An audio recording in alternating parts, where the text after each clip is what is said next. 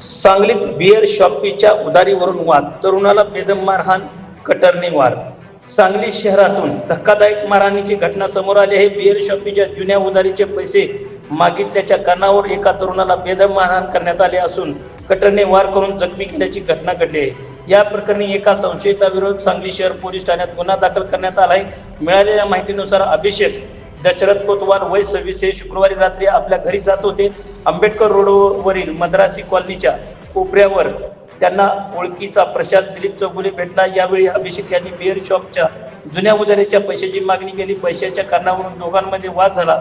या वादातून संतप्त झालेल्या प्रशांत चौगुलेने अभिषेक यांना प्रथम कानाखाली मारून लाथाबुक्याने बेदम मारहाण केली. त्यानंतर फळे कापण्याच्या कटरने अभिषेक याच्या डाव्या कानावर वार करत